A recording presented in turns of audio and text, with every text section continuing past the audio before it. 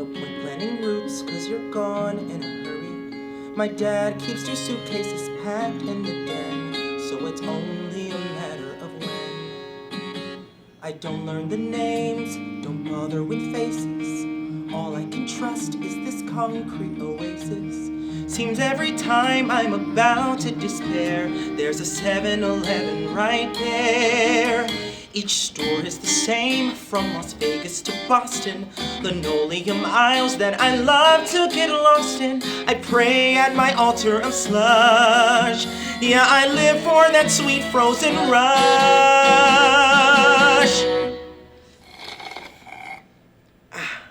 Freeze your brain, suck on that straw, get lost in the pain. Happiness comes when everything numbs. Who needs cocaine? Freeze your brain. Freeze your brain. My mom used to tell me not to drink that stuff, but not anymore. When Mom was alive, we lived halfway normal. Now it's just me and my dad, we're less formal. I learned to cook pasta, I learned to pay rent. Learned the world doesn't owe you a cent. You're planning your future, Veronica Sawyer. You'll go to some college and marry a lawyer. But the sky's gonna hurt when it falls, so you'd better start building some walls. Freeze your brain, swim in the ice, get lost in the pain. Shut your eyes tight till you vanish from sight. Let nothing remain. Freeze your brain, shatter your skull, fight pain with more pain. Forget who you are, unburden your load. Forget in 6 weeks, you'll be back on the road. When the voice in your head says you're better off dead, don't open a vein.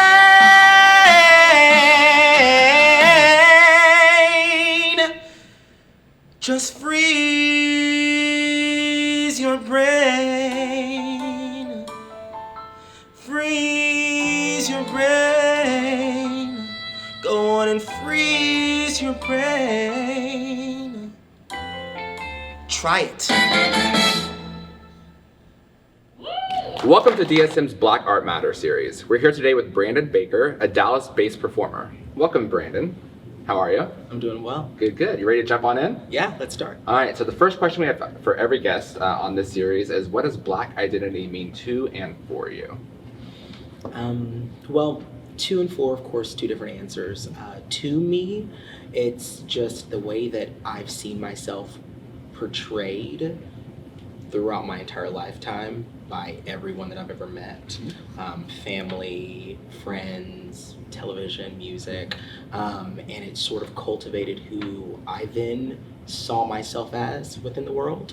So that's sort of how I cultivated my own identity, I guess. And then for me, especially in this social and political climate that we're in today, it means that I have a voice and that I matter, and then it's important that I use my voice to be my authentic self and to advocate for those that feel like they can't, and also to present myself in a field where people like me don't always see themselves. So how has that identity that you've cultivated as a Black individual transferred over into your artistic identity? I think it's really interesting how many plays and musicals are written that exclude the Black experience or that exclude Black people in general.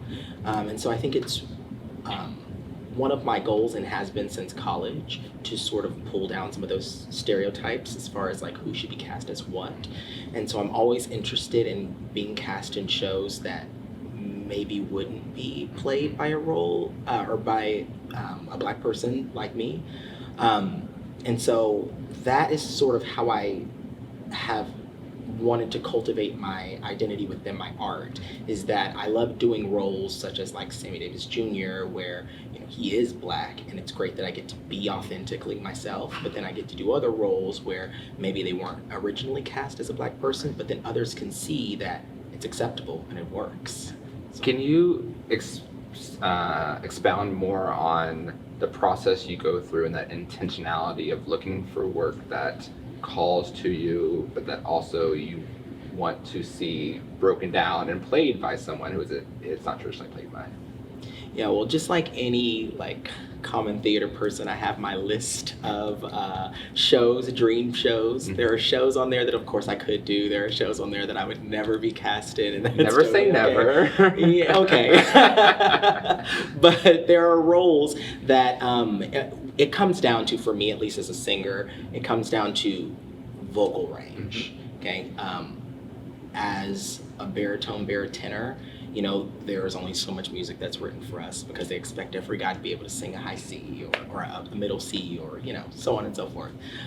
So what it comes down to is just voice range, and then within that realm, I then look at the roles that, you know, really work well with my vocal timbre, and they're not always, you know, people of color. And then so that is when the intention comes in, after I've decided that it's a show that would work well for me and that I would like to be in. And then it's like, you know, something like, yeah. Can you talk to us a bit about your experiences working in the Dallas arts field, and being in the room and maybe possibly being the only person of color in that room? Yeah, so I've been the only person of color in the room a couple of times now in the Dallas area. I will say that when I started off in the Dallas area, I didn't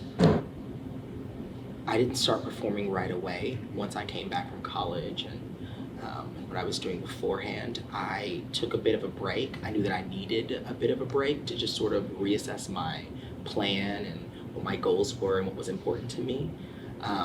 And once I got back into it, I was asked to do a couple of shows after, based on the first show that I did back performing.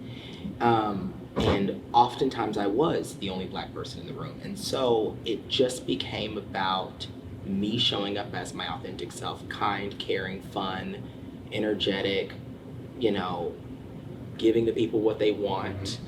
Not people pleasing, but, you know, giving the people the voice and the dance and the, you know, giving them everything you got, and just sort of really showing up and being kind and being someone that people would want to work with again, you know. And so thankfully that's transitioned into other roles that I was asked to do, and I hope that it continues. So I love that notion of when you say, you know, giving the people what they want.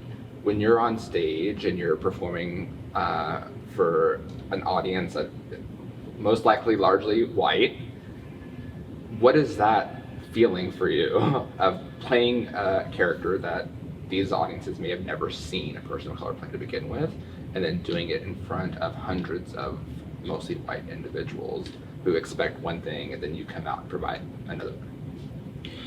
So it's interesting that you asked that, because one of the recent shows that I did, that exact thing happened, in kind of a drastic sense. Of course, many people know the musical Grease, and so I was the teen angel in that role. And Billy Porter has done it before when he was on Broadway. And when I was cast for the show, I originally thought I was doing the, you know, the regular Frankie Avalon version of the song that's very like mellow and baritone-y and just beautiful. And so I was on board with that, but of course I was going to add a little bit here and there. And then I found out that they wanted, you know, they wanted the fireworks. And so I was like, okay, let's see what we can do with this. And so within rehearsals, of course, I like tried to figure out what I wanted to do with the song. And then once it came time to perform it, there was this pressure that was, it wasn't a bad pressure.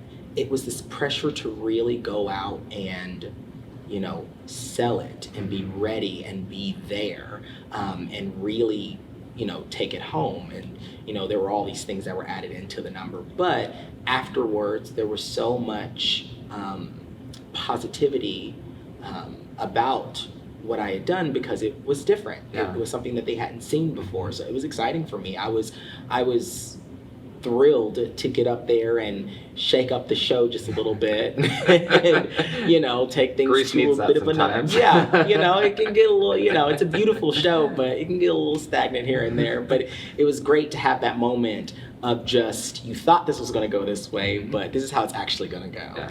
And of course, every time that I do a show like that and there is that moment where I can really showcase, it's exciting because I know that the audience typically they're never like disappointed Right. that you took it up. Now, if you take it up and it doesn't sound great, then, you know. Yeah. But if it sounds great, then they're overjoyed, they're excited, they're happy to hear something new and fresh. So I'm curious that when the decision was made to adapt that number to the skills that you brought into the space, was that a collaborative process between you and the creative team, or was that more of a dictation to you? What was that process like? yeah, so it was initially a dictation, not that they were forcing me to do it. Mhm. It's definitely what I would have wanted to do, but it was requested, is what I Mhm. should say. They were, you know, I'd really love it if, you know, you could, you know, razzle dazzle it. So then it became a collaboration of sorts. Mhm. Scott Eckert wrote the music that I actually sang, or arranged it, and I went and just took some time. I sat down and I'm very analytical, so I Mhm. like, you know, wrote out and figured out what melismas I wanted to do where, what runs I wanted to have where, what pauses I needed, what character I wanted to bring in that moment. And then once I did it a couple times, there was, you know, collaboration with the band and the Mhm. pianist, and it ended up coming alive. But yeah, it was originally requested, and then And I'm thankfully it to worked. piggyback off of that. Yeah. When it was requested, because you know, oftentimes I feel like Black artists get into a situation where it's what they're trying to say is, can you make this more Black? Mm-hmm. Versus can you bring the incredible talent that you have to transform this number for you? Did you feel like it went one way or the other initially, and did you have to guide what that perception was in the rehearsal room? Yeah, so it's very interesting that you asked that question because it was the latter, Mm-hmm. the way that it was presented, because everyone at GSM is just very kind, and it was Alan who was the director who asked me about it.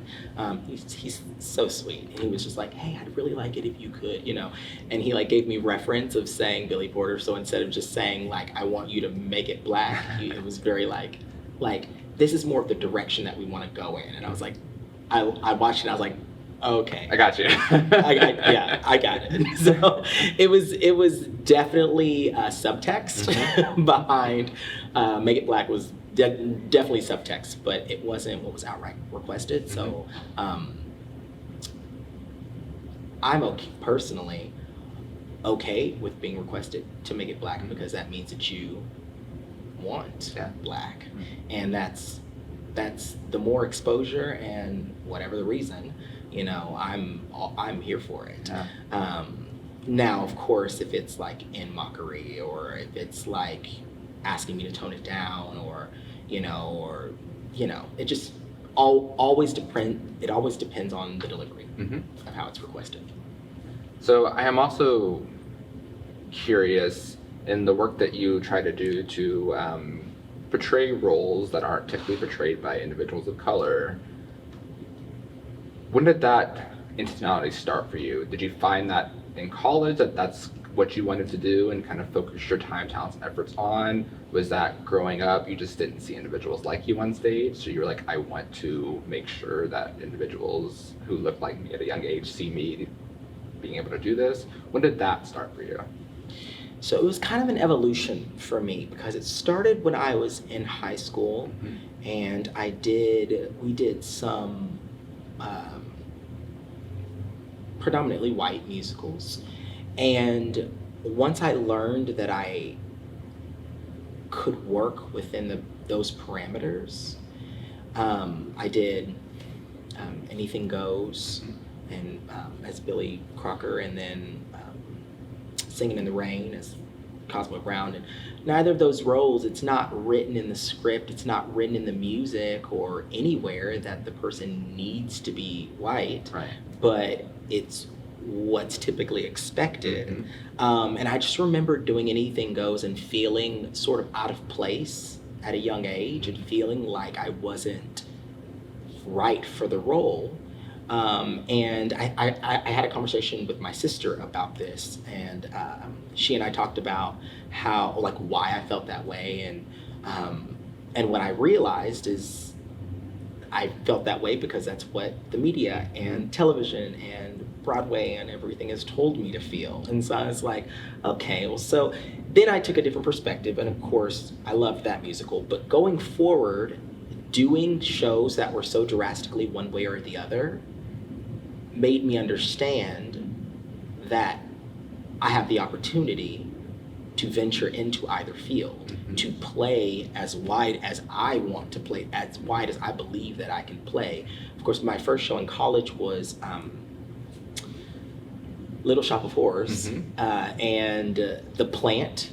His song is very, very soulful and black. You know, of course, of course a white person can sing it, but it's very, just a lot of soul in that song. And once I realized that that was what my college wanted from me, or expected for me to bring to the table, I then wanted to venture and see what else I could do. So then later on we did Title of Show, and some other shows that I had to be more contained, more simplistic, less runs, less soul. It had to be a little bit more of my vocal technique that I spent years training, and so as that whole transition happened through college, I realized then that was where I wanted to head for my future.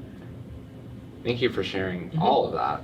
I want to transition now to kind of the current state of where DFW theater finds itself, and the controversies that we find ourselves in right now, and some of the struggles that we're facing as an industry here in Dallas.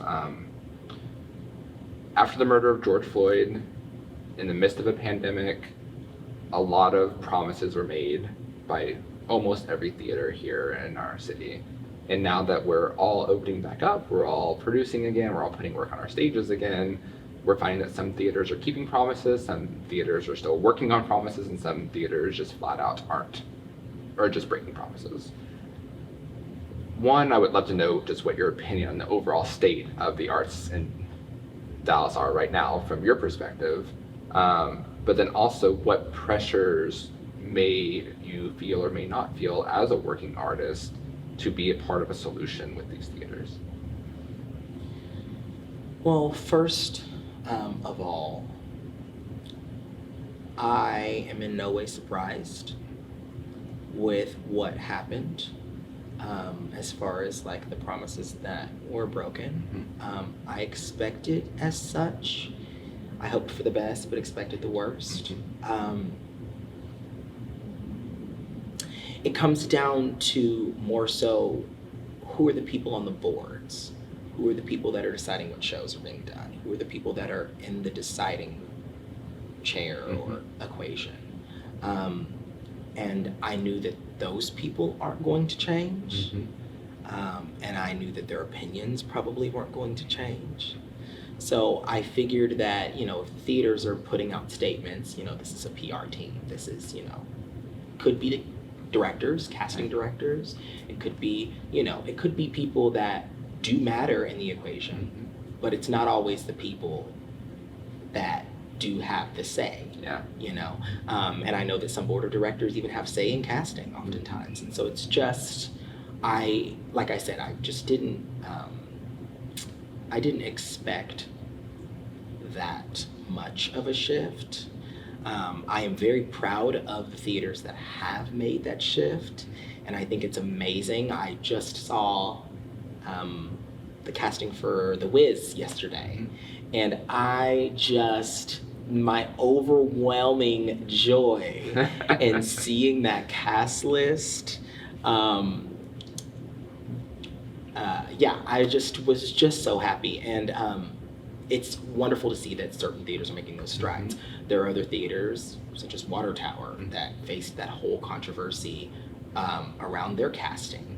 And it's just, it's important for us to keep auditioning, keep showing up, keep being there, so that one day when we're on the board or when other people are on the board, there is a different culture. And it's important for us to keep speaking up for ourselves and staying active. So transitioning that now into more of a national perspective, you're about to go work for Disney on Disney Cruise Lines, which congratulations for that. But Disney comes with its own long history itself, and its internal problems that they're not immune to, that some of our local organizations are also facing. What are you expecting going into that? What kind of spaces are you expecting? Is there anything that you're nervous about, or are you already predicting might be problematic, or are you hoping for the best possible experience? I have to be careful with what I say, because my contract has not started. I don't want them to call me Very and say, fair. Actually. I am hopeful. I do follow a lot of YouTube blogs and vlogs, I guess, about working on a cruise ship, being a performer on a cruise ship. I do know that when they're casting for characters,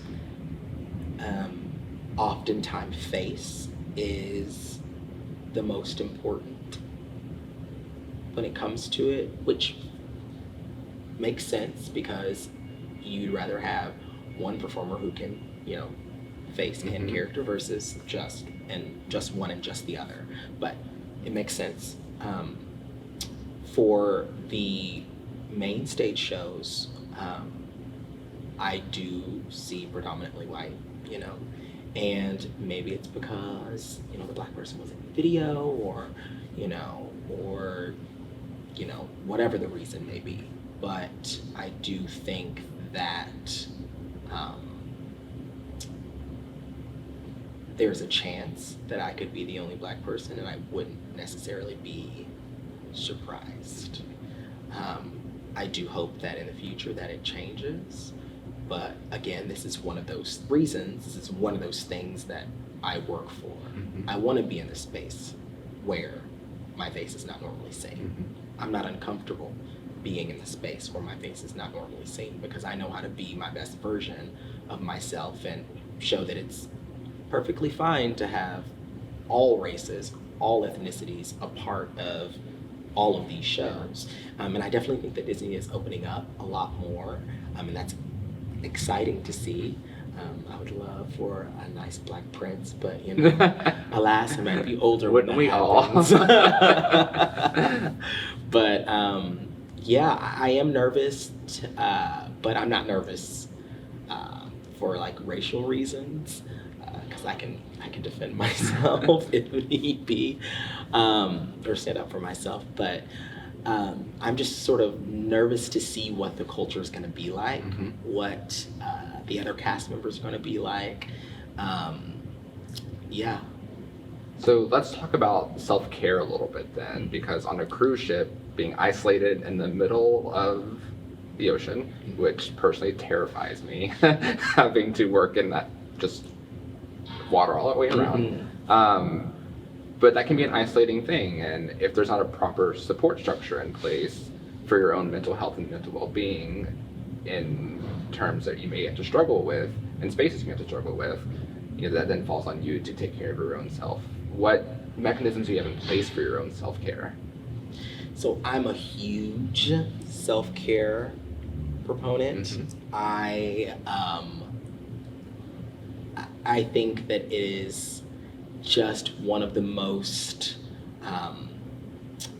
necessary and crucial things that people don't talk about enough. So I say that to say I struggle with seasonal affective disorder, which basically just means that if I don't get enough sunlight, that I can be depressed or anxious, or my mood is based off of the amount of sunlight that I'm getting sometimes. So during different seasons, I get sadder than others just naturally. And so I've had to work out my own ways of self-care. So of course my plans from what I do at home to what I plan to do on the ship won't really change much. Yoga, meditation. I love to meditate. It's just so calming. Laying out, reading, getting sun as much as possible. That's why I'm so excited about being on the cruise ship, because since work from home started, with COVID, I am stuck in my apartment all the time unless I find those reasons to go outside and go for a walk or something. So I'm just excited that the sun will be around me all the time. I can just go up on the deck if I need some sun. A nice little Mickey pool deck. So yeah, that's really what that's going to be like for me. Well, thank you for sharing everything you've shared thus far. I have one final question for you as we wrap up here. What are your hopes for the future of the performing arts industry as we move forward, and specifically in terms of racial equity? I just hope for more racial equality, more visibility, more people knowing that it's acceptable to be a person of color and thrive in the arts. I hope to continue to do shows that push the boundaries of what is, acceptable. I hope to find myself in New York one day. I hope to continue to tour, continue to perform and sing and dance and do what makes me happy, and meet people along the way that are either an ally and want nothing but equality and love and positivity, or B, people that look like me that are proud that we both made it so far. We just high five and grab a drink and just talk about our journeys, and just get to know people who really want this immersion and equality. Well, Brandon, thank you so much for sharing your voice and talents with us today. We really do appreciate it, and we hope that, as you continue your career on the cruise ship and then one day to New York, which we know you'll be, that you don't forget to come share your talents again with Dallas. We always really value beautiful and wonderful Dallas artists, and thank you so much for sharing everything today. Thank you for having me. Of course.